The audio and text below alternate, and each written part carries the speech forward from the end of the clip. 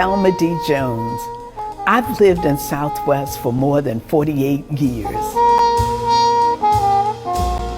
My parents decided that after graduating from a junior college of business in Durham, that I should go farther afield as opposed to returning to the tobacco fields of North Carolina. I loved it, and I thought this is going to be home. I was invited to be a part of the Southwest Neighborhood Assembly, and I liked its mission, which was to improve the quality of life for its residents, regardless of who they were, race, economics, gender, and all of that. I always feel like that I'm walking a line of the haves and the have-nots. I have a role to continue to work so that both sides of the community can continue to come together. Our nation's capital has one of the largest mortality rates of breast cancer. I felt like I couldn't go through this disease without parting my knowledge and experience to help others. So I created the Thelma D. Jones Breast Cancer Fund. This is where I gave to a community that gave to me. I still love Southwest, and Southwest still loves me. Yes, I love that video. Good addition. Thank you.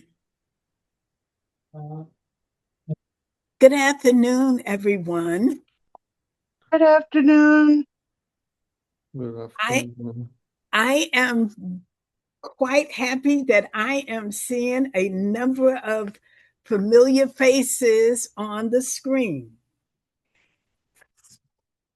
And I want to welcome everyone to our July meeting of the Thelma D. Jones Breast Cancer Fund monthly support group.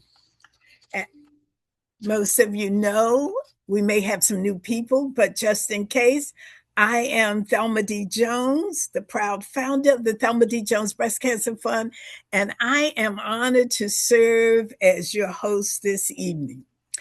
The mission of the Thelma D. Jones Breast Cancer Fund is to advocate and improve the overall health and wellness for women and men and young girls through outreach, education, and support. We promote early detection strategies for breast health and access to the best biomedical and evidence-based complementary therapies to reduce the incidence and mortality rates of breast cancer. As some of you may know, our nation's capital has one of the largest incidence and an even larger mortality rates of breast cancer. And most of the women that's in those statistics are Black and brown women who look like me. Our vision is to save lives and embrace and achieve a world community free of breast cancer. So tonight's topic, the human GPS, how patient navigators and community health workers transform care and help save lives. Our topic shines a light on some of the most important, yet often overlooked members of the healthcare workforce. Patient navigators and community health workers do far more than help people find services. They help people find hope. They guide individuals through complex healthcare systems. They connect families to clinical resources. They build trust, reduce barriers, and ensure that no one has to face a health challenge alone. I cannot say enough about patient navigators and community health workers, roles that I serve in myself. Let me stop and say welcome again to everyone, especially our guest speakers who we will hear from later on. But at the start, I'd like to recognize Chirece Pooler, who is with Black Women Thriving East of the River, Nephtalie, who is with IPHI, Nephtalie Dorceus, I should say, Marcella Basora, who is my proud lymphedema specialist, and she's also the lymphedema specialist of other people as well, but she's definitely mine. And Sylvia Powers, who is with us from Dallas, Texas. I wanted to thank you, ladies. I wanted to make sure that Dr. Richard Kennedy is on the line. And I don't see Dr. Kennedy. Okay. Well, Dr. Kennedy was scheduled to give a blessing, and he could be encountering some situations with his daughter. Dr. Kennedy lives in Houston, Texas. He relocated there a little over a year or so ago because he was with MedStar. Dr. Kennedy is also a former colleague of mine. He was the chief medical officer at the World Bank for many, many years. And I'm also happy that he is on the board of the Thelma D. Jones Breast Cancer Fund. Dr. Kennedy's family had an unfortunate incident. His daughter, who is now 7 months pregnant, was struck by lightning several days ago. And thank God, both his daughter and her daughter to be, because she is expecting a little girl, are doing fine. However, they have to remain in the hospital to be monitored very closely. Also, the lightning struck their home, and of course, it was pretty much devastated by the fire. So there will have to be a lot of major repair work to return that house to a livable condition. So I please ask you to keep Dr. Kennedy and his family in our thoughts and prayers. Okay. And again, I hope I can reach out to him while we are on the meeting to make sure everything is okay. And so back to talking about our community health workers and our patient navigators from a spiritual perspective. Their work reflects a timeless principle. And that principle is that we are called to care for one another. When someone is lost, worried, overwhelmed, or uncertain, these professionals help light the path forward. They remind us that healthcare is not just about medicine, that it is also about compassion, dignity, human connection, and meeting people where they are. This evening, we look forward to a meaningful discussion on how these dedicated professionals are helping communities move from surviving to thriving, which is part of the name of Black Women Thriving East of the River. So before we begin, I just want to share a few housekeeping notes.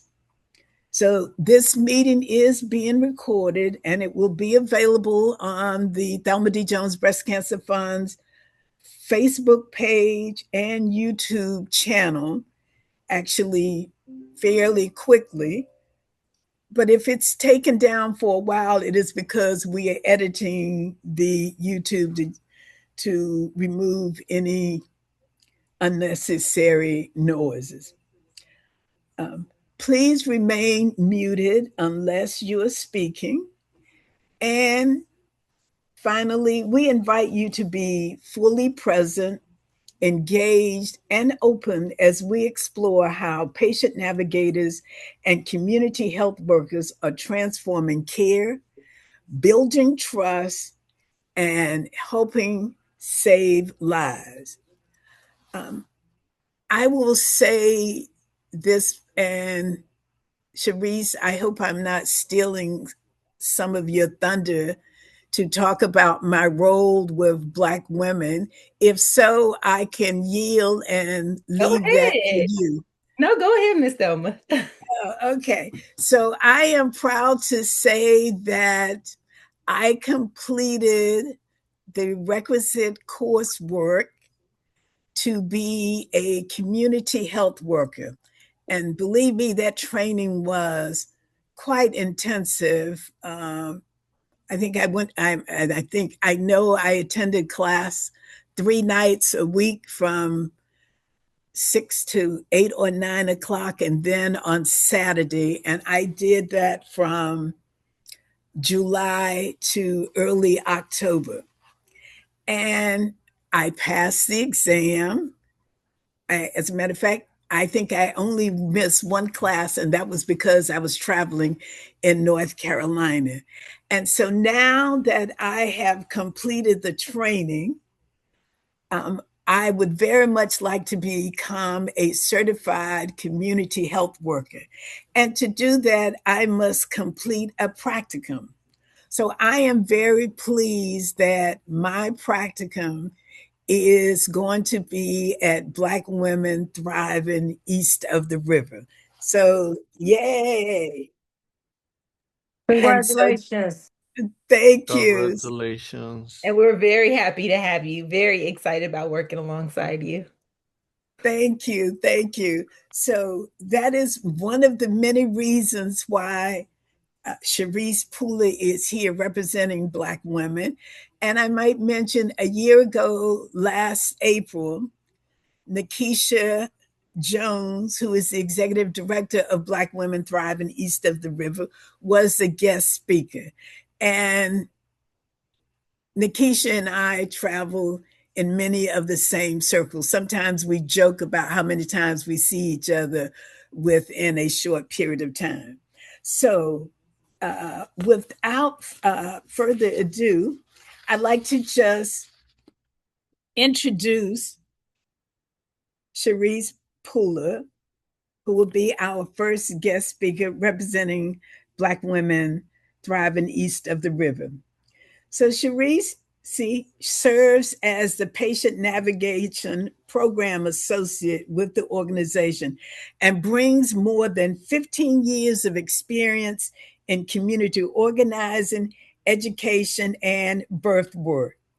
She is passionately committed to supporting Black communities and designing programs that remove barriers to care while expanding equitable access through dignity, empowerment, and community engagement. A graduate of Howard University, HU, you know, and a proud Ward 7 resident. Chirece works every day to ensure that individuals and families receive the guidance, support, and connections they need to achieve better health outcomes. So please join me in welcoming Ms. Chirece Pooler from Black Women. Thank you so much, Miss Thelma. Thank you. That was a wonderful introduction. I am very happy to be here with you all tonight and talk about the work that we're doing at Black Women Thriving and my work as a patient navigation program associate. I do have some slides that we can pull up if we can get that set up. I'll get started here. Excited to work with you. Like, your reputation precedes you. Is just awesome to be able to do this work with you. Well, thank you. I am honored. So we can go to the next slide. All right, so a little bit about Black women thriving east of the river. Our mission is to reduce cancer mortality and create health-related career opportunities for Black women in wards 7 and 8 by transforming the culture of racially unjust and inequitable systems.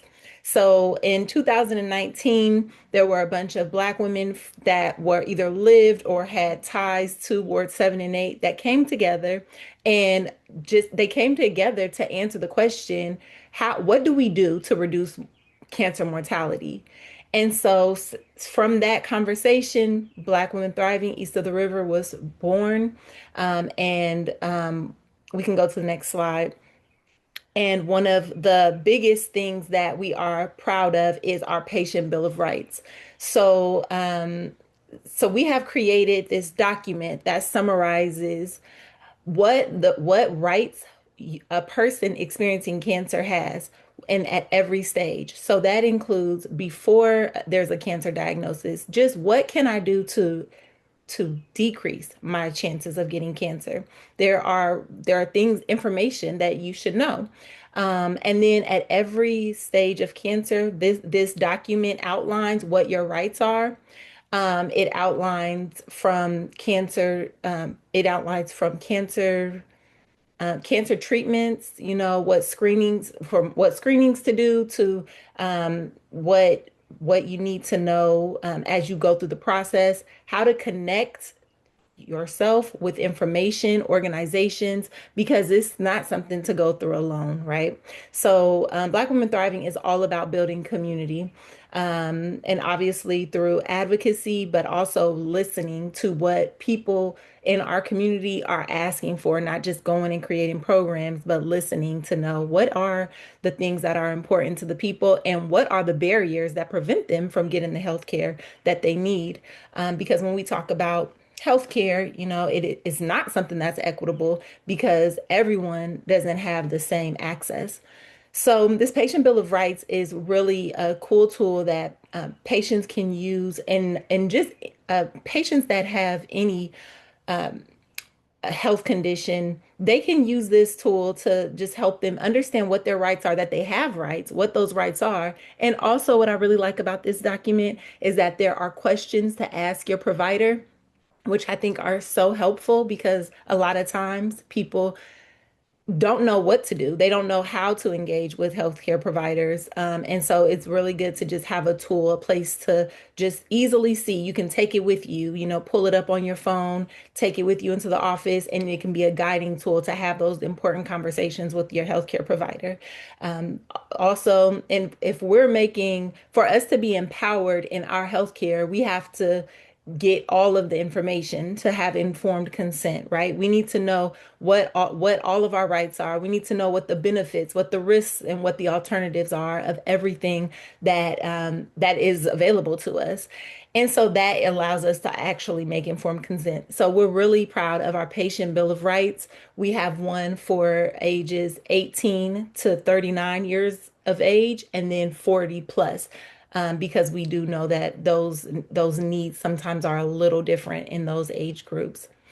Within the organization, we have two focuses. So one is the patient navigation side, which is the side that I'm on, but we also have a very important piece where we provide scholarship funds for Black women pursuing or advancing in health-related careers. And we have the workforce, and that's under the workforce development program. So we do employer best practices, talking to employers about how to attract and retain Black women to advance their health-related careers. So we can go to the next slide here. That's a little bit about Black women thriving, and in And in the work that I'm currently working on, I'm really excited about our Thrive Tribe. This is an opportunity that we have where we are calling out to leaders in the community. We're looking for people that can be community ambassadors, that women that want to connect with other women who have navigated cancer. Maybe this is a person who has a story to tell, and we want to amplify that voice. And we want to connect people with experience with people who may be recently diagnosed. Also, people that are not experiencing cancer, we just want people to be connected, to be able to get involved, to build community. It's really an opportunity to just build community, to gain access to exclusive trainings that we have, advocacy webinars, and just a ton of information and resources to make sure that our communities are thriving and connected to one another, because there is power in numbers and we are stronger together. So this is something we're really excited about, and we are also working with Miss Thelma to have our first training coming up August 1st from 9 to 12 p.m. This is an in-person opportunity to take a training to learn about how you can impact your community. This is going to be in Washington, D.C. at St. Augustine's Episcopal Church at 555 Water Street Southwest. And for more information about this Thrive Tribe or to register, you can go to Eventbrite or also to our website, and then get more information there. You can also reach out to me. We go to the next slide here. This QR code here, you can scan it if you have your phone with you. You could take a screenshot of it if you're on your phone, or if you're on your computer, you can just scan this, and then this can get you looped into what we're doing, and we can capture your information so that we can keep you up to date with everything that we're doing, and get you involved that way. And so those are some of the big things that we're doing, the things that we're really excited about. And I'm happy to go over any questions and talk more with you all about what patient navigation looks like and how we make healthcare more accessible to everyone. Thank you.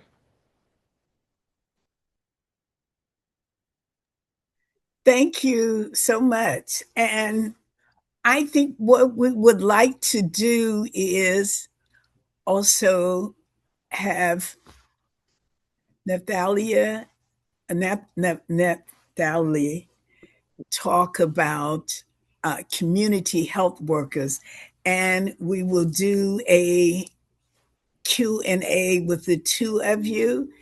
And one of the things, so just to that I am sure the audience will be interested in knowing after they hear the presentation about community health workers, is to define for us the difference between a patient navigator and a community health worker. Okay. And to also talk about, and this may be in your presentation also coming up, some of the barriers that you are having. Okay. So without further ado, let me introduce Nephtalie Dorceus, MPH, MCHES, and I'll let her explain to you what those great acronyms mean. So originally from the countryside of Haiti, and my heart goes out to you because I know the Haitians are having quite a bit of challenges now, and Haiti is a country that I've followed for a long time, from the days of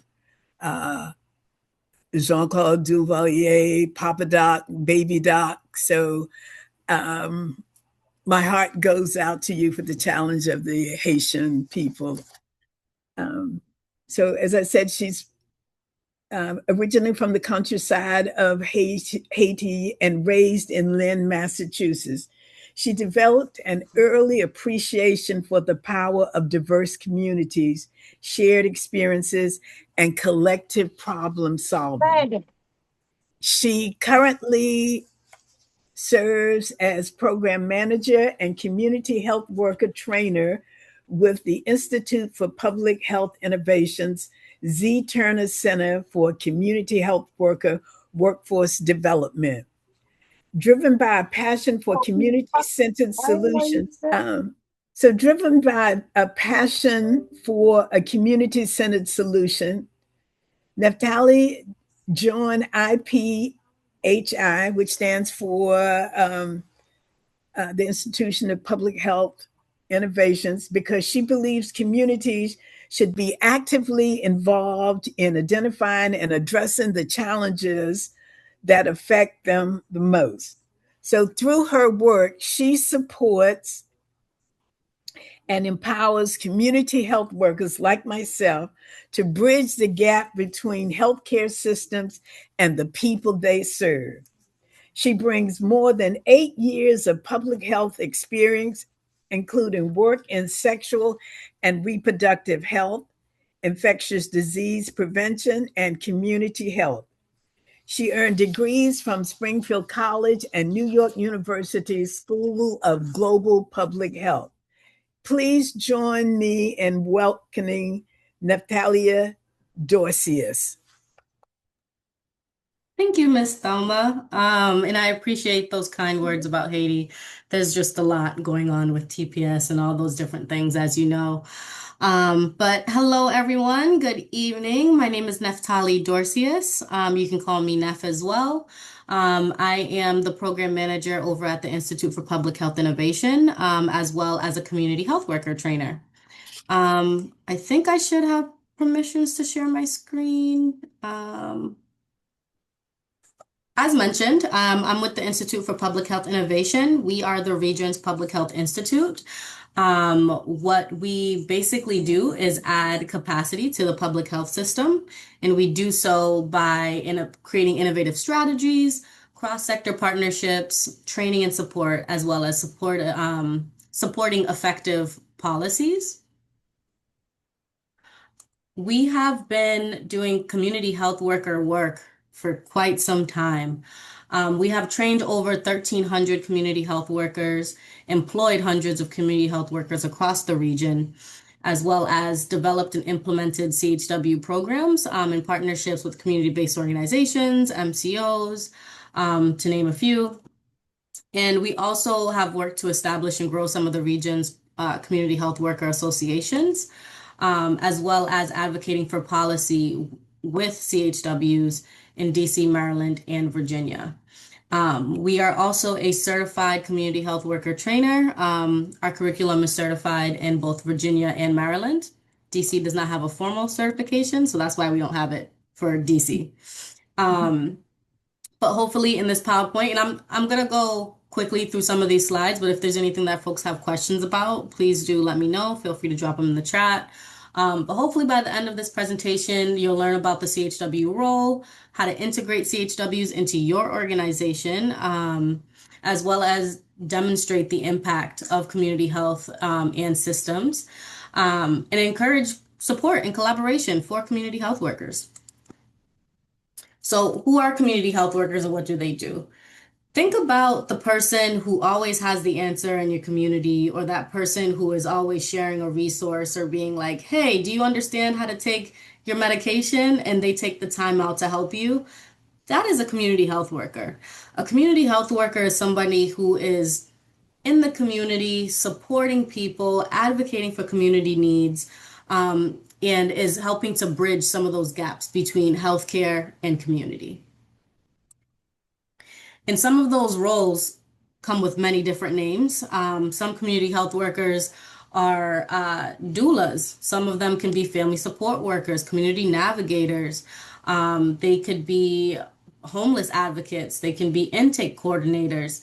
And when you think about all these roles that are displayed right now on the screen, one of the main things that you'll find when you go to speak to some of these people who hold these positions is, why did you want to do it? And most of them will tell you it's because they wanted to help their community. And that's really the key piece of being a community health worker. You're from the community and you're there to uplift and support your community, especially when it comes to public health. So some of the different ways in which community health workers are integrated into different systems. You have the community clinical linkage. So you can think of that as like a CBO who has maybe a resource navigator who is helping support the clients who come in getting connected to services. You also have employment within a healthcare system. So you could think of that as like your federally qualified healthcare centers. Maybe there's somebody who is a patient navigator who's letting them know like, hey, you're going to see this doctor. This is potentially what you're going to talk about. Or maybe it's even after the doctor visit, they're sitting with them in the clinic and explaining what was just talked about in that visit. You have integration with payers. So different organizations or programs that use Medicaid plans tend to have community health workers as well on their team, because now community health workers are able to be covered under the Medicaid waiver. And then you also have coordination with public health departments. So especially during COVID-19, community health workers played a critical role in making sure that people had access to masks, test kits, making sure that they were staying socially distanced, making sure that if at any point in time somebody did test positive for COVID, that they had the proper instructions on how to keep their family members safe. I'm not sure how many of you remember getting called by contact tracers during the pandemic, but those people are community health workers. I'm sure if you were to ask a couple of them what their background was, they would tell you they're community health workers. So why are community health workers important to use within our healthcare field and in public health in general? They're going to be the people who build trust, especially because oftentimes communities of colors have medical mistrust. And they're not going to take, the first opinion that a doctor might give them as like, oh, this is definite. But instead, a community health worker can explain like, hey, this is why you got X, Y, and Z information or diagnosis or medication. And how can I help you understand it? Or how can I help you understand how to take your medication? So they're building up that trust once again. They facilitate cultural navigation and serve as a liaison between community, health, and social service systems. So like you saw before, community health workers work in a range of places. And some of that could be a food bank. If they have a client that they know has food insecurities, they're going to get them connected to a food bank and make sure that they have groceries and are able to, put food on the table. Another reason why it's important to use community health workers is because they are able to support with screenings of social determinants of health. So like, let's say there's a neighborhood assessment that needs to be done.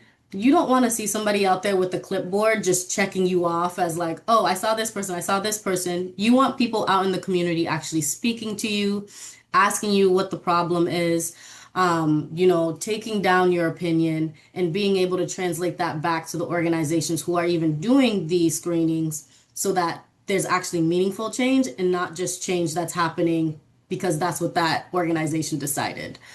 And with community health workers, they add to the quadruple aim, which is basically different ways in which healthcare systems wanted to see the cost go down, right?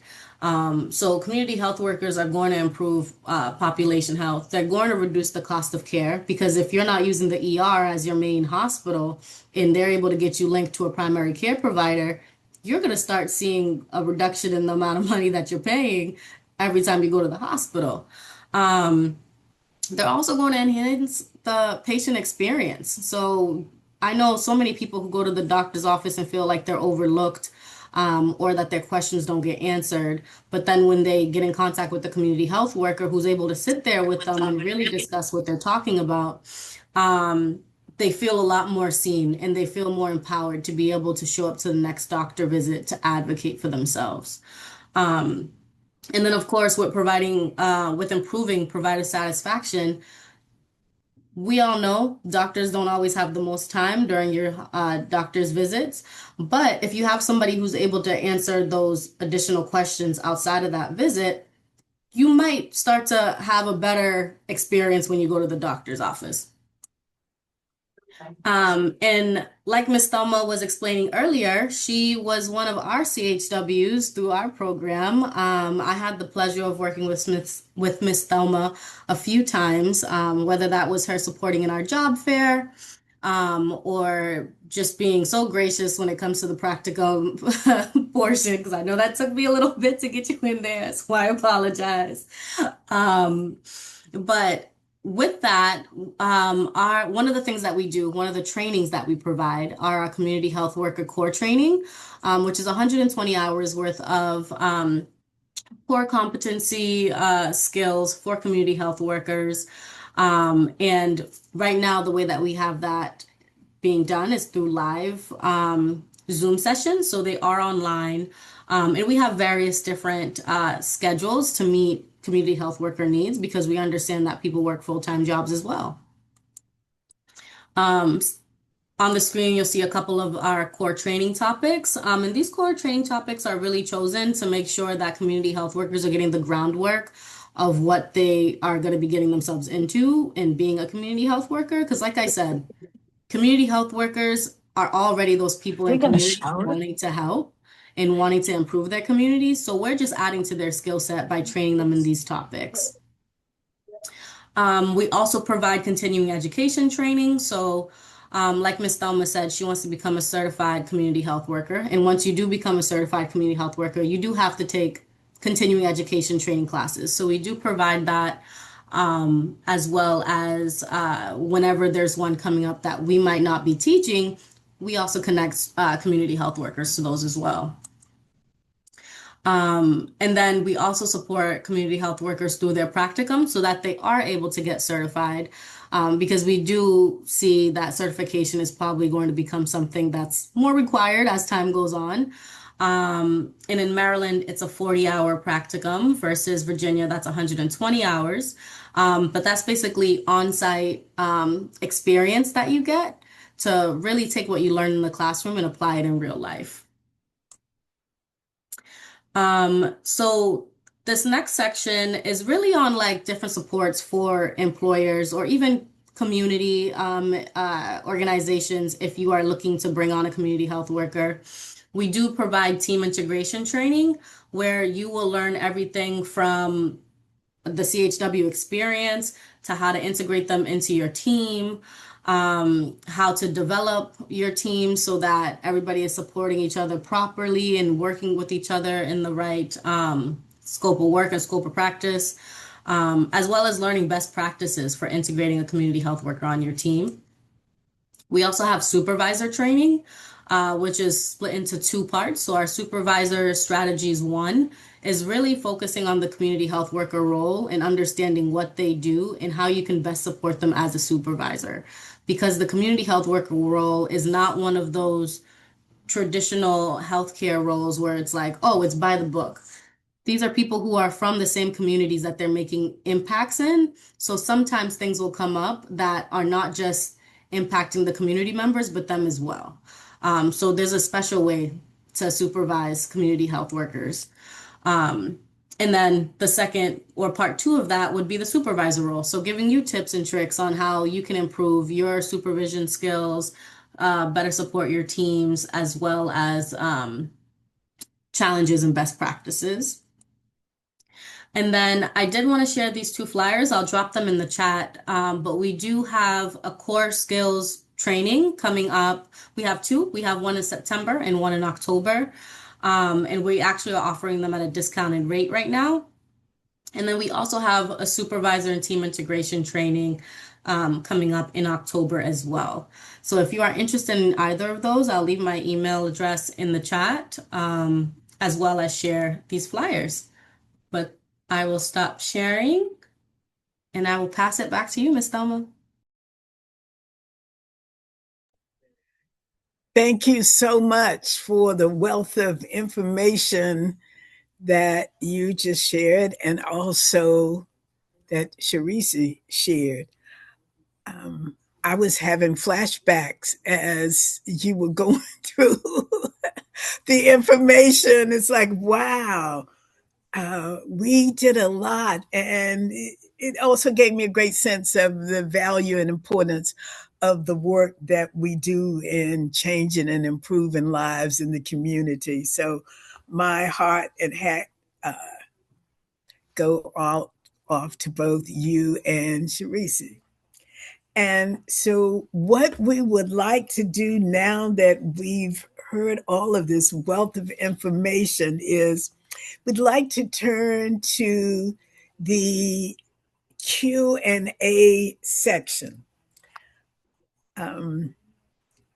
And one of the questions that I mentioned earlier is, can you please define or tell us the difference between a community health worker and a patient navigator, and also help us to understand where the roles of the two intersect?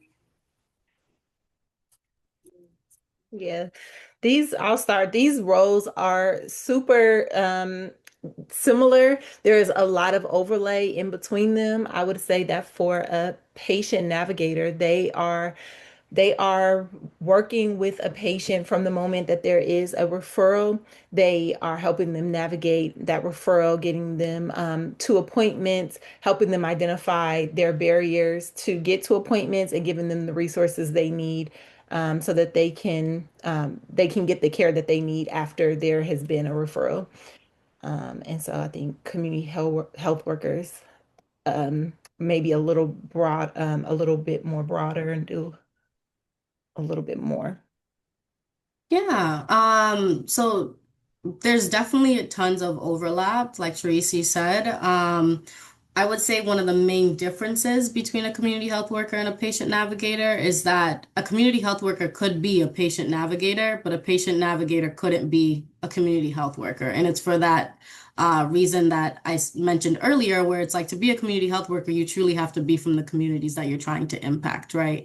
And it's also one of those things where community health workers, depending on where they're placed, they are taking on, various challenges. So, in the example that you used, where they're helping you the minute that they come, that a patient navigator would help you from the minute that you come into the doctor's office, and figuring out the barriers that you might have for coming in. Let's say at the end of that, you get a diagnosis, or your child gets a diagnosis of having asthma. A community health worker is then going to maybe recommend a home visit to figure out if there's anything in the home that might be triggering the asthma, and then get you connected to maybe whatever the solution might be. Mm-hmm. Okay, thank you. And can you tell me what are some more? I know you sort of touched on this, but what are some of the most challenging, or I might say, call them new age challenges that you're faced with as patient navigators and community health workers? Because as time evolves and new development in the healthcare system, how does that affect things in terms of barriers?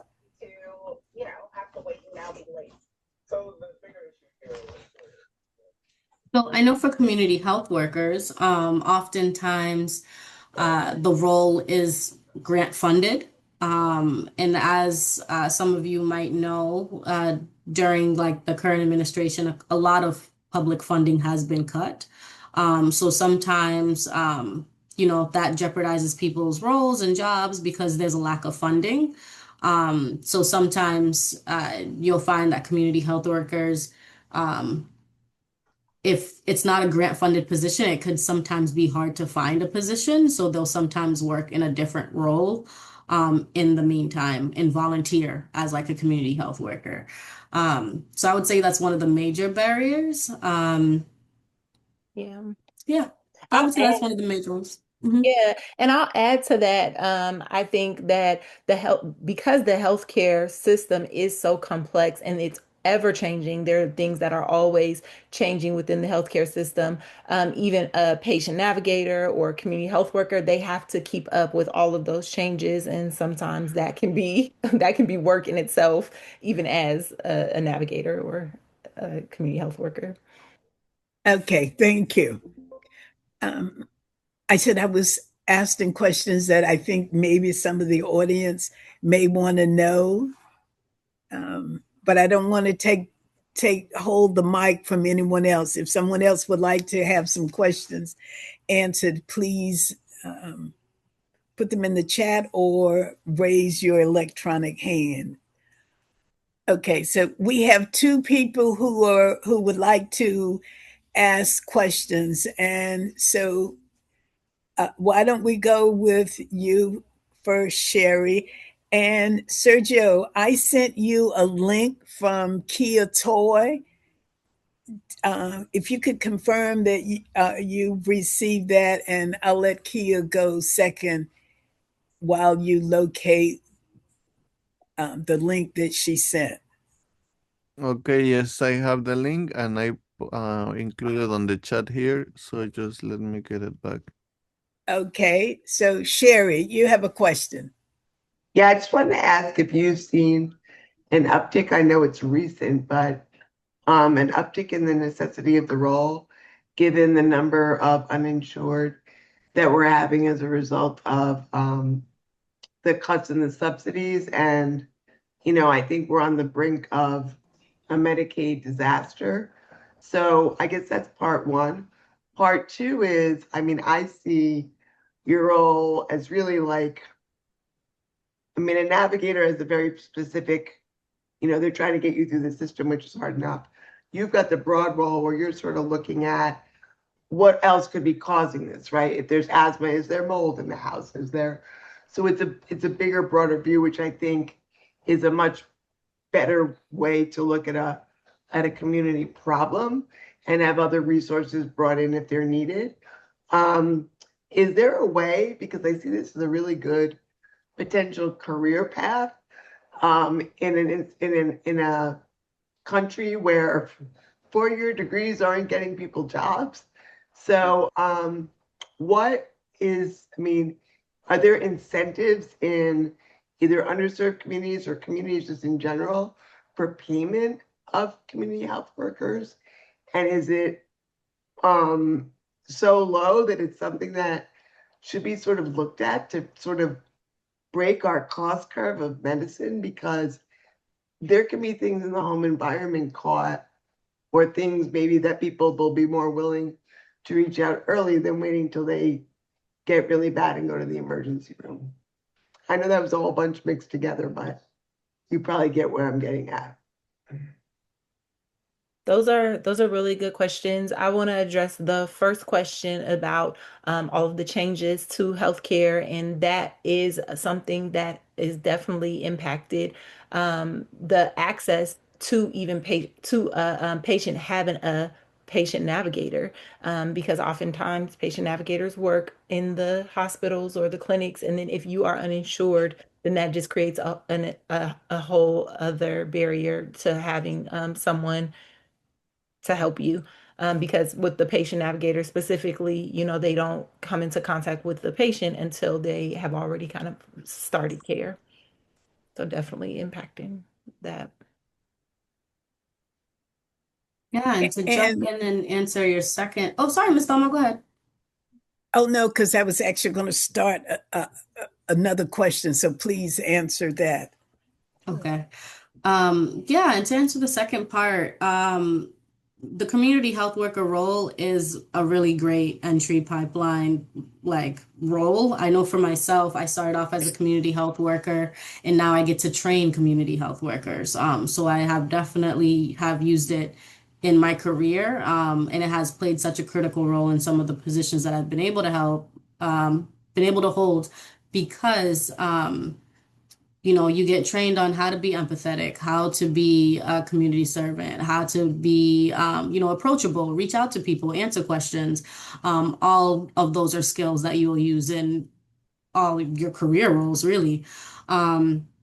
I think in terms of you had asked something along the lines of like, is there an incentive to have community health workers? And truly there is. It has been proven to reduce the cost of medicine so much. And it's just a matter of getting that buy-in.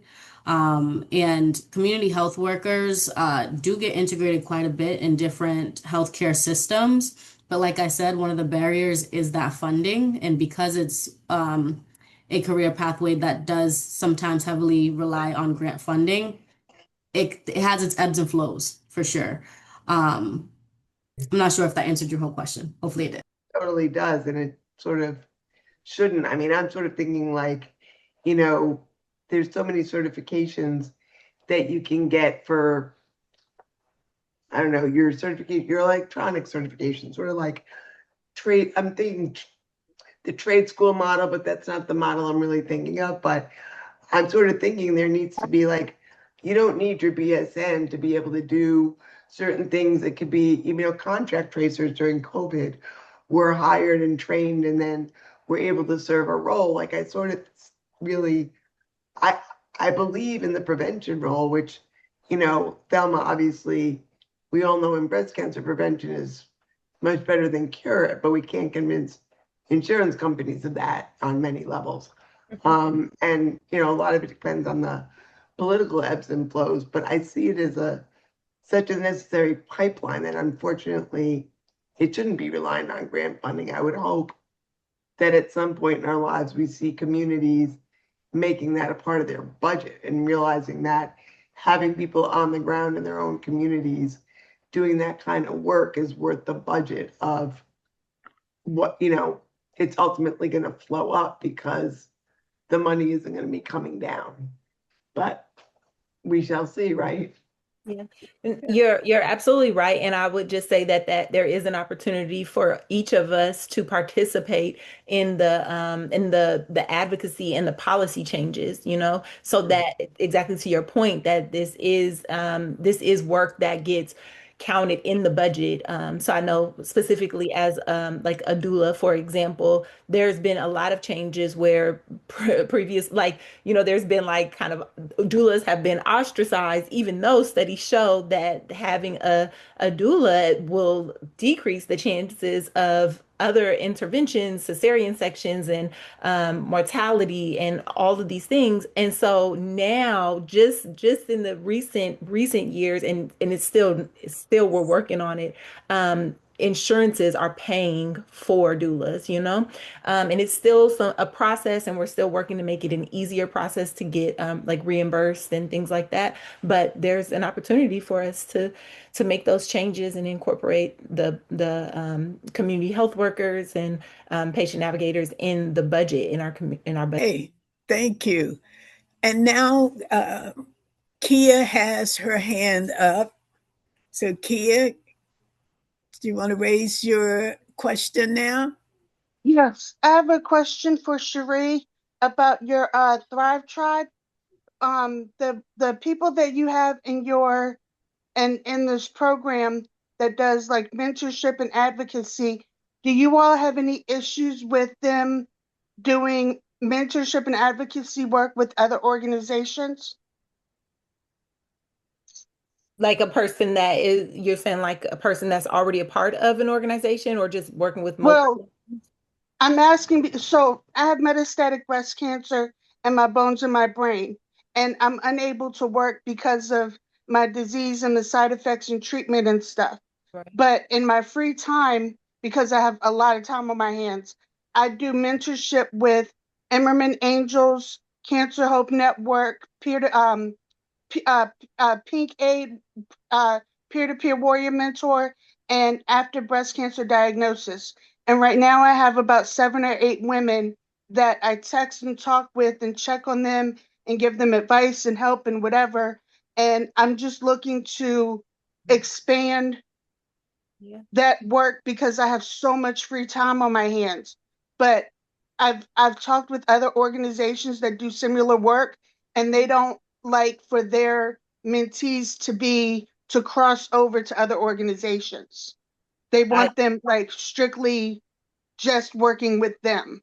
Got you. No, first of all, thank you for the work that you're doing in the community and for all the support that you're providing. And with the Thrive Tribe, there's no conflict. You can definitely participate and still, be a part of the other organizations. We would love to have you.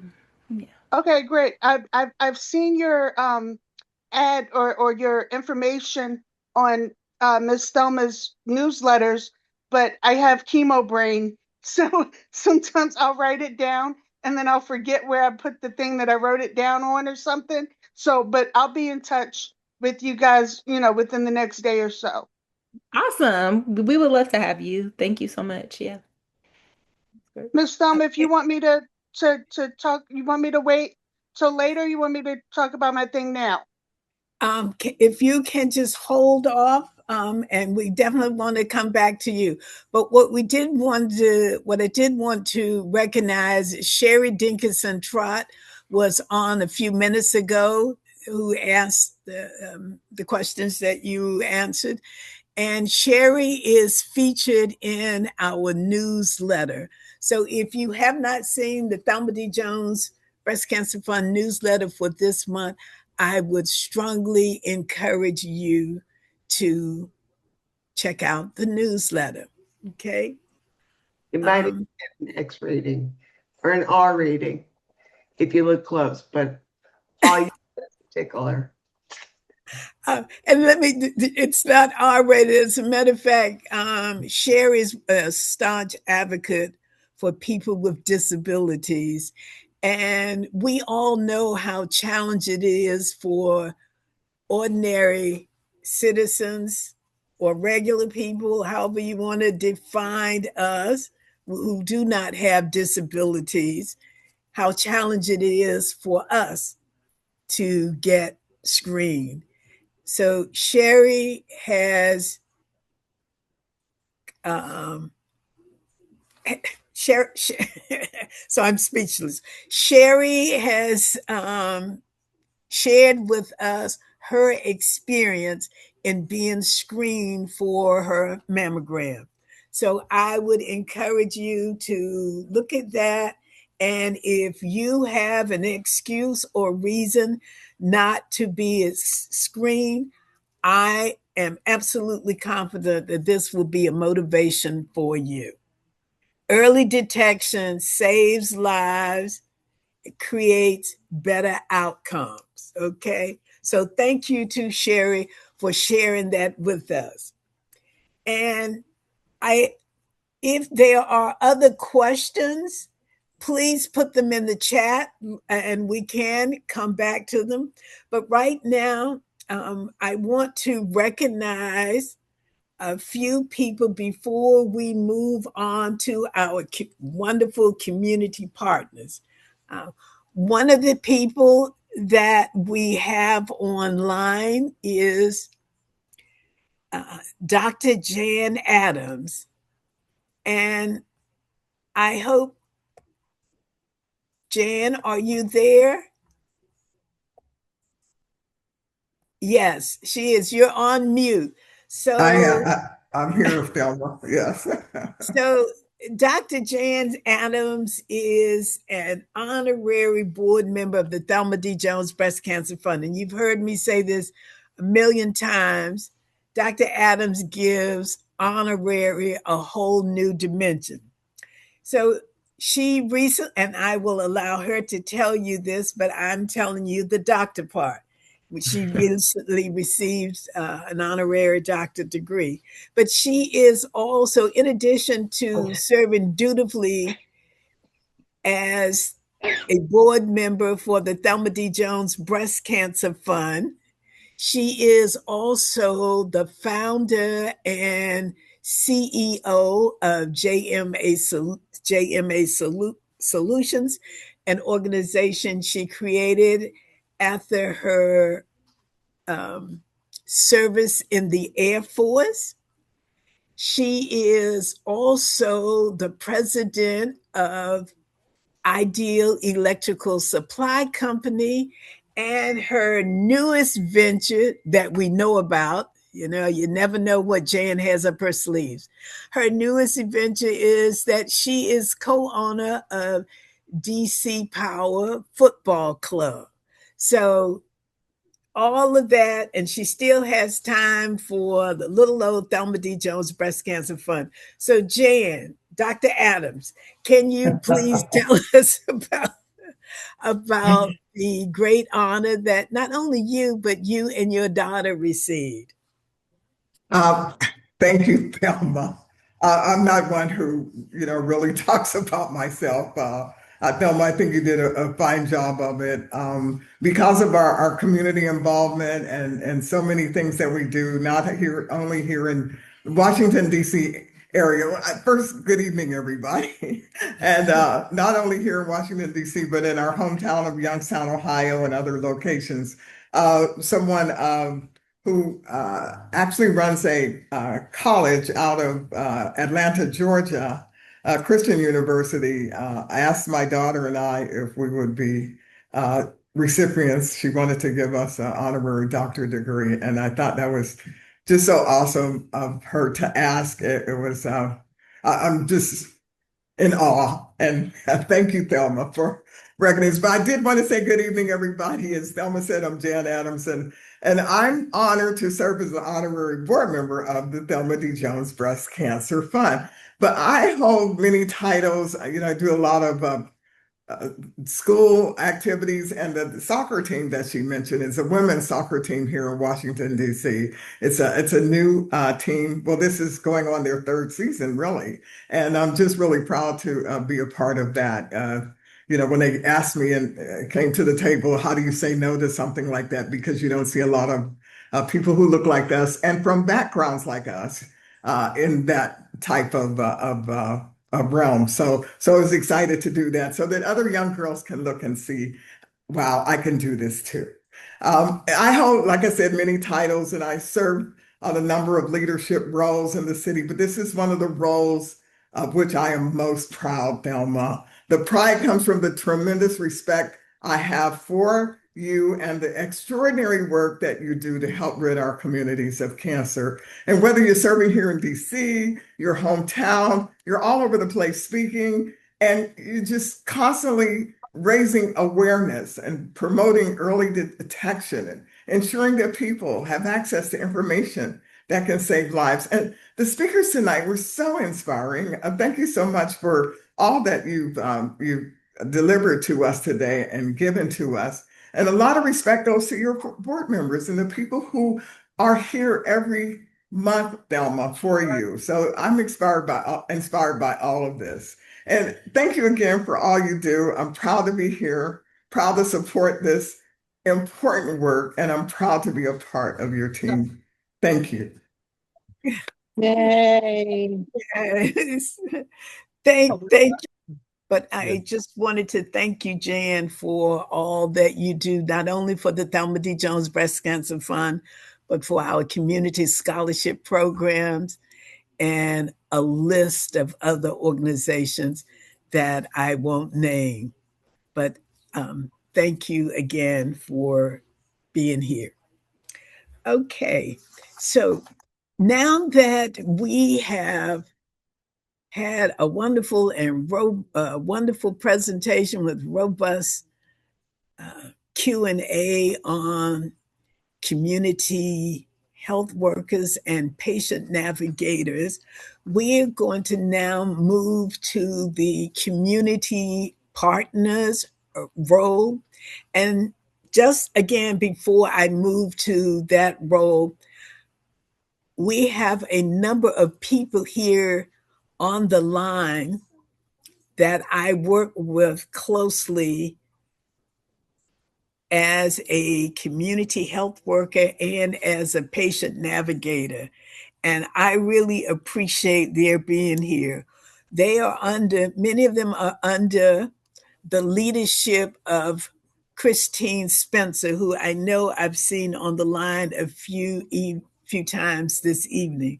So Christine Spencer is the president of James Creek's Tenant Council here in Southwest DC.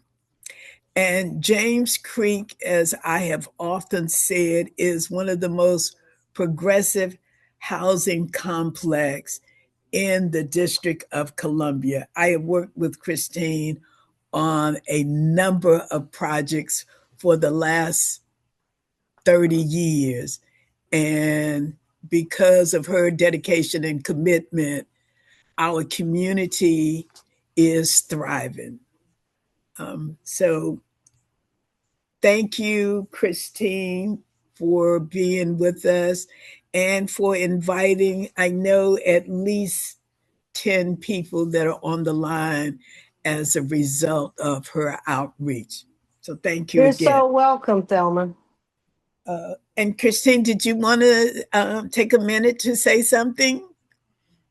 I'm still at work. Well, Okay. well, thanks for having us. We appreciate it. And thank you, Thelma, because you have been a part of our community for years. So we appreciate you. Thank you. Thank you. Okay. So, speaking of partners and being part of the community, we're going to move to our community partners. And our our first community partner that we have here is Michela Basura. And believe it or not, I have a number of pieces of papers here. So, first, in the spirit of disclosure, I should tell you that Michela is my lymphedema specialist, and she has been in that capacity for more than 3 years. And some of you may have seen her on Zoom with the presentations that she does with Dr. Christine Teal, who is a well-respected oncologist at George Washington Cancer Center, or George Washington Medical Faculty Associates, I should say. But just a bit about Michela, and then she will tell you even more about herself. So, with more than 24 years of experience as an occupational therapist, Michela has dedicated her career to helping individuals restore function, maintain independence, and improve the quality of life. After relocating to Washington, D.C., and this is what I'm very proud of her for doing, she developed the lymphedema oncology program at GW Hospital. So, through her work with individuals after breast cancer, Michela recognized significant gaps in access to lymphedema prevention, treatment, and long-term survivorship. So, this experience strengthened her commitment to advocating for comprehensive, evidence-based care that addresses the need of the whole person and not just the diagnosis. So, you will notice on the agenda that she has an impressive number of acronyms following her name. So this is where I'm going to turn it over to Michela so she can talk to us about lymphedema awareness, the other great work that she is doing, and explaining the different acronyms about her profession. So please join me in welcoming my lymphedema specialist, Michela Basura. Thank you so much, Thelma. Thanks for having me. And it's really an honor just looking at this whole panel here. But and Dr. Adams, maybe she can teach me how to educate me on time management, because I don't know how she does what she does and everything that she does. But I've been an occupational therapist. I'm from New Jersey. I moved to DC, and I started working in acute care. I started working with breast cancer patients, and myself, I really didn't know much about breast cancer and post-op care. And I realized there was a serious gap, and women were kind of just left to just go on with their lives after experiencing this trauma. And there was just no good aftercare. And I was surprised, because being in the nation's capital, I thought that, we would have everything here. So I started going into lymphedema therapy. And once I did that, the oncology team came to me and they said, we really need you to create a program. And I was like, okay, good luck with that. And they really wanted me to do it. And then I said to myself, why not? Why not? And I'm so glad that I did, because it's not just breast cancer, it's all women's health.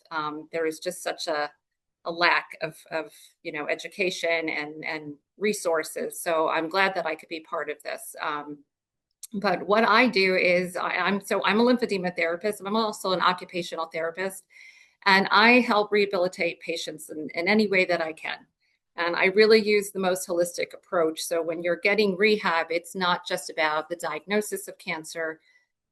We work with patients before their surgery to make sure they're ready for their surgery, for their radiation, for their chemo. So I do a lot of education on what patients might have to go through, experience, and so they're empowered and ready. That's really, really important. And I teach patients about lymphedema, because there is a very high risk of lymphedema. And there's this belief that if you only get a certain amount of lymph nodes removed, that you're not at high risk, but that's actually false information. So one of the things I do is I educate patients, and I'll tell everyone that everyone has a different amount of lymph nodes, and we're all different, we're all individuals. So somebody that might get a sentinel lymph node biopsy may be at just as much high risk as someone who had 20 lymph nodes removed. And if they're getting radiation, there's a whole bunch of things that come with radiation. If they're having chemo, that causes swelling. There's medication side effects that cause swelling. So anything that someone's going through, I want to address. And if I can't help someone, then I'm going to refer them out to, whether it be physical therapy, pelvic health therapy. If psych is an issue and they're really dealing with trauma and they don't have assistance, I will get on the phone and together we'll call. And the one thing that I try to do is listen to my patients and have conversations with my patients, and just be on that human side and just look at the whole body and what's going on, and trying to figure things out with people. And I get so much time with patients that I often see things that might be overlooked by their physicians. Thelma and I talk and talk and talk. She does more talking than I do, but I do listen. And, so just listening is so important. And I do love listening to patients and trying to help them the best I can, whether it be nutrition, chemotherapy side effects, pain that they're going through, community support, just even financial hardship, whatever it might be.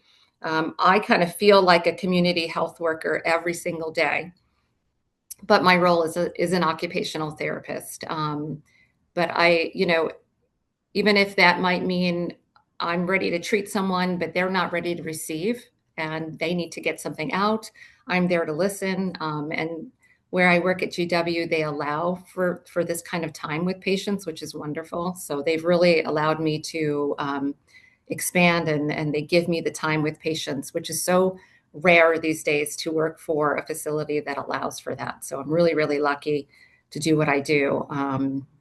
And I love working with women, and we have such a blast. We laugh a lot. And sometimes we have to get back to therapy because we get off track, and we would just have a really good time. So if you know anybody, and it's not just breast cancer, I do treat head and neck cancer.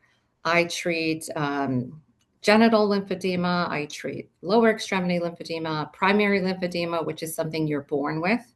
And then also if you had lymph nodes removed during surgery, but also radiation side effects. We work on range of motion. We work on anything that'll get you back to your best normal, and I hate to say new normal. I really like to try to get people back to where they were, but they are going through trauma. There is a loss and there's a change in life. So we just try to do the best we can to make that a smooth transition and get them back to where they can. And sometimes we do work in the palliative setting where we might not be able to get patients back to where they were, but we don't want them to get worse. So we work on, reducing that risk of deterioration and decline in our palliative patients as well. And that's really it. So if anyone has questions about lymphedema, you know, or has any questions about cancer rehabilitation, or if they think they might need something, or they have any questions about anything like that, please ask. Thank you so much, Marcella. And I notice Sylvia does have her hand up, and I'm going to make this plug for you. So, Sylvia, in case you do not remember, Marcella is the person that I have been talking to you about for the longest, who I think would make a great speaker at one of your advocacy meetings. But I have to share this bit of humor. It's always interesting how we perceive things, because Marcella thinks I talk a lot, and I'm thinking, oh my God, you talk more than I do. But the good thing about it is that we both listen. And this is important because many of us do not have, or all of us don't have, good relationships with our doctors, our therapists. And I am so happy that Marcella is like Jan Adams and Sylvia. I can discuss a number of things at length without feeling that I am being judged. And recently I decided I was going to purchase some new bras, something that I hadn't purchased in a long time. And when I was telling Marcella about the frustration of it, I went to 3 different places trying to get sized and measured properly. And then I go bopping into her office for my lymphedema appointment, sharing the frustration. And mind you, while I'm out at the stores, I'm texting and calling her on the weekend after hours, and she's responding. Lo and behold, I come to the office and she has new bras for me. And I've been to like 3 or 4 different stores. And I said to her, when she told me she had them, my first thought was, how does she know what size I wear? And how does she know if I'm going to like them? But anyway, long story short, thank you, Marcella, for those bras. And I have one on now. Oh, great. They're great. They're great. So good. And that's another thing, right, Thelma, is that we get to see patients more than doctors do. So you might have your oncologist, you might have your specialist, but I see Thelma sometimes once a week, right? So I see you so often, like I see all my patients, sometimes twice a week for 3 months. And so I get to know your body, I get to know you, and I know when something's not right or something is different. So it's really great to have that relationship where I can make that recommendation to, go see the doctor. This is not something that I've noticed in you before. And just recognizing, any kind of red flags. It's nice to have that relationship, and we can have that as therapists. We get that opportunity. Thank you. And I might also add in our chit-chatting, when Marcella mentioned something about her husband and they're going on vacation. And I said, oh, I have just the dirty book to give to him to read. So Haley Blassingame's book, We All Fall in Love at some point. I think I may be a little off on the title, but I was happy that her husband accepted that book. And he doesn't know me from Adam, but that is the kind of, oh yes, They All Fall in Love. Haley's really going to appreciate that. So thank you. Thank you. You're welcome. He was laughing. He thinks it's great. So once he's finished with this book that he's reading now, because he's such a bookworm, he'll be reading that. Okay. Thank you so much. So now Sylvia and Karen Hargrave have questions for you. And Thelma is right. She has been mentioning you in our meetings because she's a co-chair for NCBC's planning committee for the 2027 conference. And lymphedema has been one of the topics that's been on the forefront when it comes to advocacy. But I was wondering if you would put your information in the chat So as we, move forward, that we could consider you for that. And also, we are actively working on a series with Dr. Cherie Prentice on lymphedema, and that we just spoke about this yesterday. She was looking for potential people Sure. that she can speak with. So if you would share your information so that I will have that. Okay, I will do. Thank you. Thank you.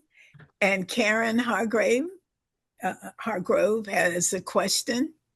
Hello, and I think this is some good information because I'm my team of doctors is at GW, and I've never known there was a lymphedema specialist, if you will, on site. Um, my doctor, which is McSwain, referred me I think to MedStar, and now I'm in denial with my lymphedema. It comes and goes. I know I need to wear my sleeves, so I probably need to talk to my oncologist and my breast cancer doctor. Say, okay, I'm in denial. I don't like wearing sleeves, but they're very pretty, and it's been a while since I wear a sleeve. And I know it's every now and then that I have it in my hand and my arm, and they Yeah. get really big. But when I compare the two arms, one is bigger than the other, so I know I have a little lymphedema. But it's good information to know. I know who to reach out to now. So. Good. Yes, please do. Definitely reach out to us. I'll put my information in the chat as well. I'll put my email address. You'll have that.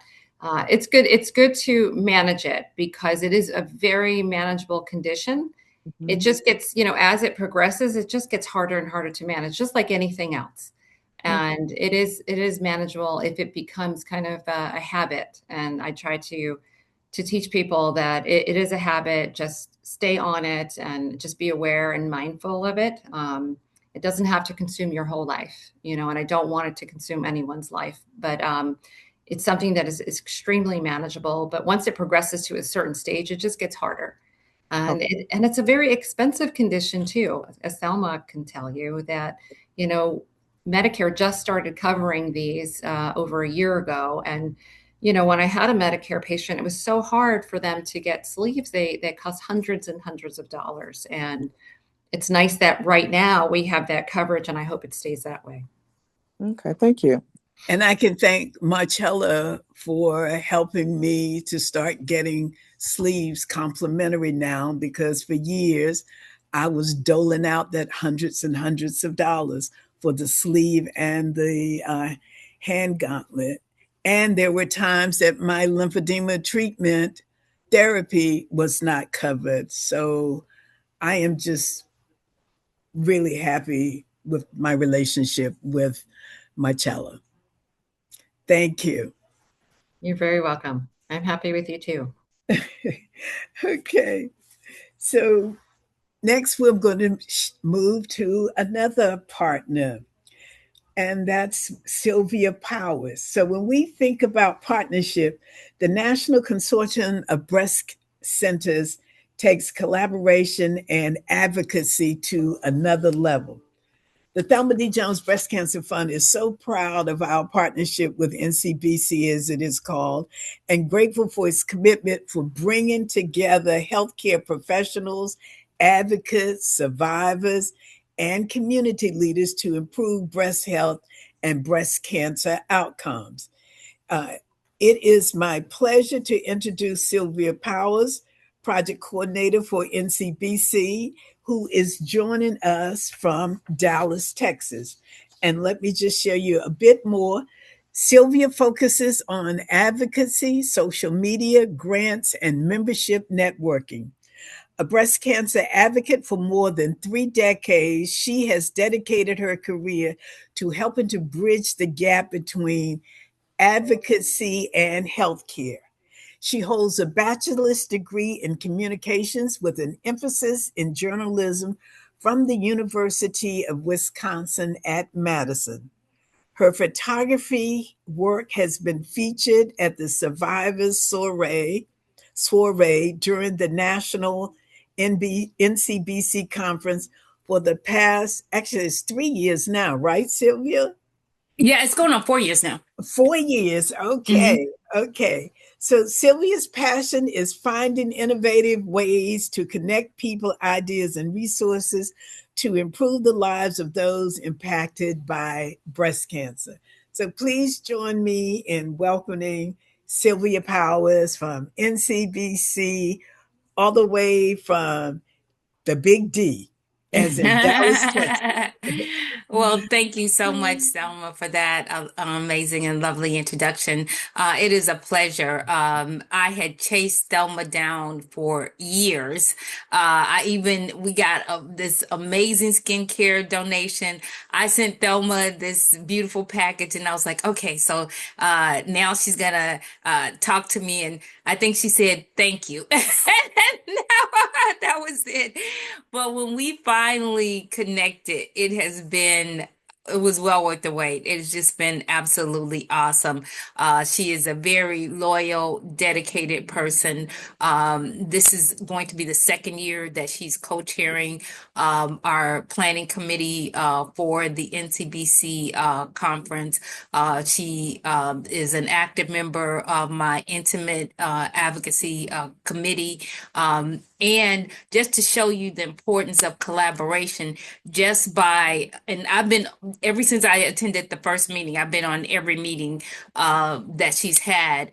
But just from attending this meeting, I found out about a project that she was doing and reached out. And from that conversation and from being on this call, there was a poster presentation on the partnership that was at our conference this past year in Cleveland, Ohio, at the Huntington Convention Center.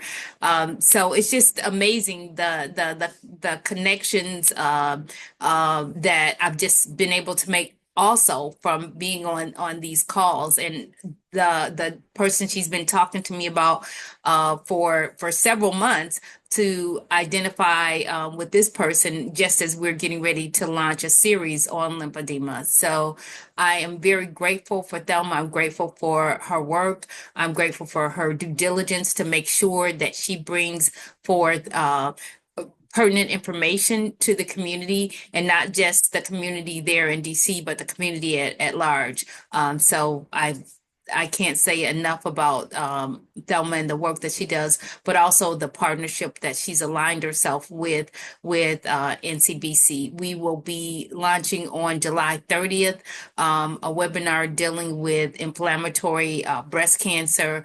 Thelma's going to be sharing that in the newsletter. So if that is something that you're interested in, please tune in. It is going to be an amazing webinar in all aspects, dealing with the medical side, but also we'll have a testimonial from a young lady that is currently dealing with inflammatory breast cancer, and also one of the members of the Inflammatory Breast Cancer Research Foundation who has two sisters that have had inflammatory breast cancer. So I thank you again, Thelma, for always providing this space as a safe space to share and to help encourage and empower our community. Thank you, Sylvia, and just thank you for your leadership, advocacy, and your unwavering commitment to strengthening our partnerships as well as others around to help improve breast health and cancer care nationwide. So the Thelma D. Jones Breast Cancer Fund is grateful for our continued partnership and for your support of advocacy and survivors elsewhere. And again, as I mentioned to you, we look forward to having you back in January, which has been focused on advocacy now for close to 8 or 10 years that our January meeting has focused on that. So thank you again. And we look forward to hearing about where the next conference will be. Okay. All right. Thank you. And so earlier we heard from Kia Toy. Kia mentioned that she is a metastatic breast cancer survivor, and metastatic breast cancer is one of the things that NCBC has covered during its conferences. So I hope Tia is still on the call. I know she. Yes, I'm here, Ms. Thelma. Okay, I was getting ready to say, I hope the medication hadn't taken effect and you had to drop off. So, Kia, can you take a couple of minutes and tell us a bit about kind of what's going on with you? Because I know you had some lesions on your brain, and that you had surgery. Yes, so as I mentioned, I have metastatic breast cancer in my bones in my brain. And a month ago, I had to have brain surgery because of reoccurring brain tumors on my MRI scans. And because of multiple series of radiation in one part of my brain created dead brain cells or brain necrosis. And on my recent MRI a few months ago, my radiation oncologist referred me to a neurosurgeon, and they went in and, like an ice cream scoop, scooped out the dead brain cells, and I have an incision that's a few inches long in my head. So I've been kind of down and out, and I had to back off of a lot of my advocacy activities for the past month to recover. But earlier today, I gave Miss Thelma, you want me to talk about our phone call from earlier? Oh, yes, do talk about that surprise that you gave me today. But So first, I met Miss but Thelma Kia, one thing, can you just tell us, when were you first diagnosed? November of, initially breast cancer was December of 2020. I was cured in August of 22, and then it reoccurred metastatic November of 22. So I'm going on about 2.5 years metastatic. Okay, thank you. But I met Miss Thelma a year ago at a breakfast luncheon that was hosted by the Smith Center in DC. And a couple of months before that breakfast event, I had just had hip replacement surgery because they found tumors in my back and my hip that were in my thigh that were fracturing my thigh bone and causing me excruciating pain. And I'd had surgery in 2024 and hip replacement in 2025, and I was drowning in medical bills. And a few months ago, I reached out, well, in January, I reached out to Miss Thelma just to say Happy New Year. She asked me how I was doing, if there was anything she could do to help. And I told her, I said, well, the new year restarted, my copay on my insurance has restarted, but I'm having problems paying my previous bills and keeping up with the current bills because with metastatic breast cancer, treatment never ends, which means the medical bills never end. So as you're trying to pay current bills, the previous bills end up in collections, or you're struggling to just keep everything afloat. And she asked me to send her the bills and asked me what can she help me with. And I sent her the 2 bills from Washington Hospital Center for both of my hip surgeries. And whoever was on the board that approved and said yes to the generous financial assistance, thank you, thank you, thank you, thank you. You got me out of a very bad financial drowning situation. She paid off those 2 bills, which and we negotiated the balance down. It started at about $1,900. We negotiated it down to about $1,700, and both of those bills are gone. I'm working on managing the other little bills, just like $75, $40, other little collection things. But these 2 were a huge chunk of my anxiety. And my birthday was a couple of weeks ago, June 28th. And to thank her for the generous gift, I decided to do a GoFundMe for the month of June to try to not necessarily recoup what she paid out, but just to show my gratitude of how thankful I was and I put it on Facebook and Instagram and my social media. And my GoFundMe that I started for her, I raised $775. So if I think they put the link to the GoFundMe in the chat. If you want to donate, initially I was just going to do it for the month of June, and then I had a couple of people saying that they wanted to donate, but they didn't have the money at the time or whatever. So I left it open. I was going to close it today, but if anybody wants to donate, I'll leave it open for a couple more weeks, and I'll close it at the end of July if you like. But I and Miss Thelma has taken me on a couple of trips to Richmond, and I spoke at a couple of her events, and I'm working on being an ambassador for her organization. But I felt like all the gifts that I have to find a way to spread them and to pass them out and to just bless the world with what I was blessed with. So I wasn't able to get 1,700, but I got you almost $800. So that will help with whatever next woman comes along, or God forbid, I need some more help again next year with my bills or whatever. That money and whatever else comes in is going straight to you. So I'll leave the GoFundMe up for a couple of more weeks. I'll close it at the end of July, if you like.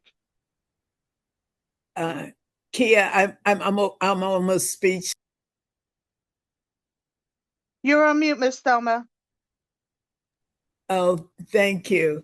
I was saying that I'm almost speechless again. So when you called me today to tell me about the surprise, I was thinking I'm under a lot of pressure, and I have a big meeting tonight with some loose end. But you told me that you had a surprise for me and asked me, did I want to hear it? So I said, surely.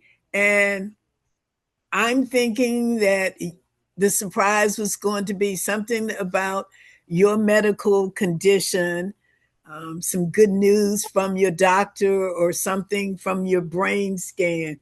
Never in my wildest dreams would I have thought that you took the time to do a GoFundMe and raise $750. I mean, that is commendable, because not only does that tell me how much you appreciate what we have done, it tells me that you want to help someone else, not if they get in that situation, but because we know as breast cancer survivors, we know particularly with metastatic survivorship, it's like you said, for every time you go to the doctor, the bills continue. And with metastatic, you never get well. So I really appreciate that effort, and I'm just speechless. And as I said to you, I'm going to do a GoFundMe for the Thelma D. Jones Breast Cancer Fund, so that we can raise even great amount of money to be able to help in situations like that. So thank you, thank you, thank you. Okay. You're welcome. And the next event that comes up, keep me posted, because, like I said, wherever you go, I'll go with you, and I'll speak, and I'll spread the word and whatever. I think I'm 100% healed from the brain surgery. I went to the doctors. I got a good bill of health. I'm still dealing with a little bit of side effects, but I got medicine for it. So I'm ready to rock and roll and ride on the road with you wherever you're going. Oh, well, thank you. Thank you, Scarlett Small, our board member. And I really appreciated having you along with us to my speaking engagement at Old Dominion in Norfolk. And I also appreciate having you going with me to VCU Massey Center last November for that speaking engagement where you got to speak as well. So I will definitely keep you in mind, and won't have to worry about that you may be too ill to travel. Okay. And thank you for recognizing Smith Center for Healing and the Arts. Um, as many of you may know, for about 7 or 8 years in a row, Smith Center held the July spot for presenting at the Thelma D. Jones Breast Cancer Fund.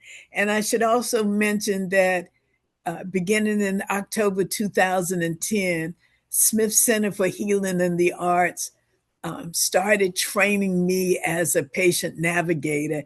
And they started one of the first navigation programs in the city. And I consider myself being trained as one of the best patient navigators around, thanks to Smith Center. And not only did they train me, I also worked as a paid consultant, believe it or not, for Smith Center for Healing and the Arts. And so I've had an opportunity to really hone my skills. And they've had a number of retreats. I have been fortunate and honored that Smith Center has invited me to speak at some of their out-of-town retreats. So I am saddened to see Smith Center go, but I understand they are just making room for another organization to come in. And I want to share this beautiful letter that Lisa Sims Booth, who is the executive director of Smith Center, wrote.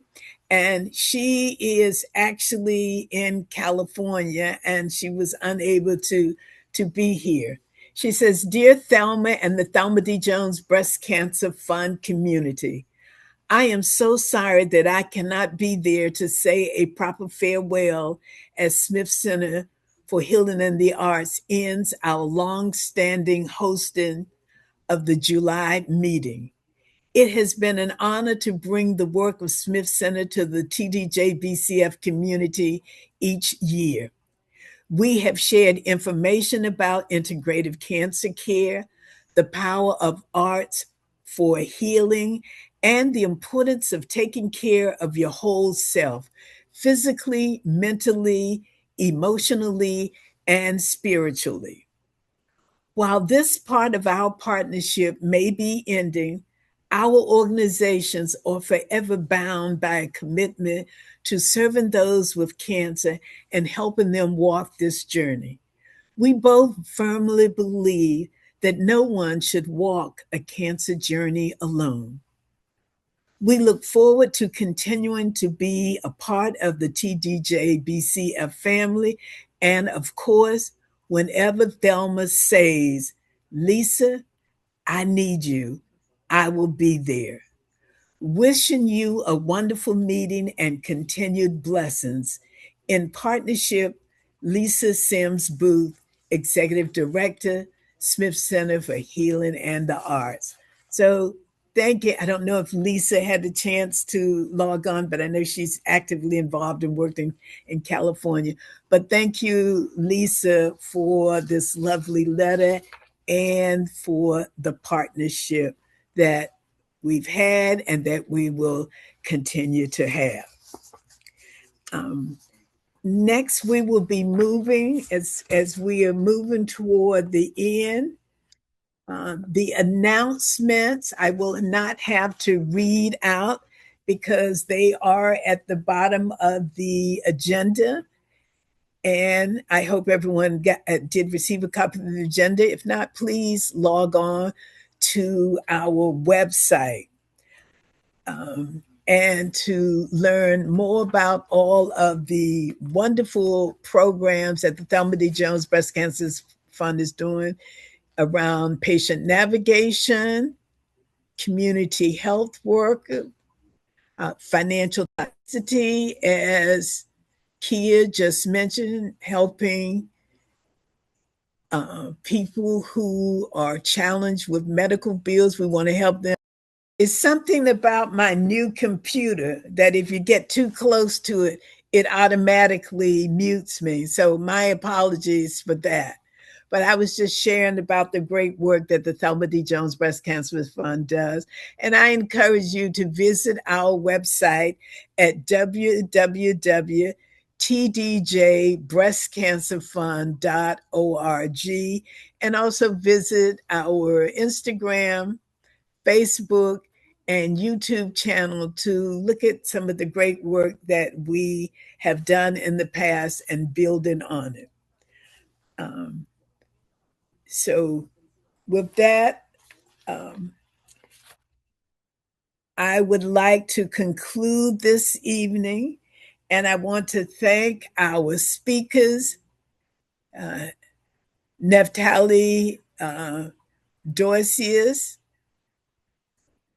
Chirece Pooler from Black Women Thriving, Marcella Basora, our lymphedema specialist, Sylvia Powers from NCBC, and for the great surprise from Kia Toy, and also Jan Adams, our board member. And thank you also, Sherry Dinkinson Trott, for allowing us to interview you in our newsletter. And we also want to thank our newsletter, LaShana Thomas Walker, who works out of Atlanta, Georgia. So again, and of course, our wonderful ambassadors, many of them I know I saw on the line tonight. I saw Karen Hargrave, of course. There's Kia, we saw her, Scarlett Small, as well as Anthea Peters and Denise Triplett. And Sherry Dinkinson, I did mention. So thank you to our ambassadors. So again, I want to thank our speakers, partners, supporters, survivors, caregivers, healthcare professionals, and guests for spending this precious time with us. We do not take this for granted. Tonight's discussion reminded us that healing is not just a journey for anyone, and it is a journey that we should not have to walk alone. Whether it is as a patient navigator helping someone understand a diagnosis, a community health worker connecting the family to resources, a therapist restoring quality of life, or an advocate amplifying a voice that might otherwise go unheard. Every act of service matters. The human GPS, is mentioned in our topic of focus, is more than a title. It is a reflection of the people who help guide us through our most difficult moments. They remind us that hope has a direction and that help is available and that no one should be left to navigate healthcare alone. From a spiritual perspective, we are reminded that we are all called to be lights along another person's path. We may not always know the destination, but we can help someone take the next step forward in faith, courage, and confidence. So as we leave tonight, may we continue to support one another, advocate for equitable health care, and extend compassion to those who need it the most. So thank you again so much for joining us, and may you have a safe, blessed, and healthy evening. Good night, everyone. Good night. Thank you. Good night. Good Good night. night. Good night. Good night. Good night, everyone. Good night. Good night.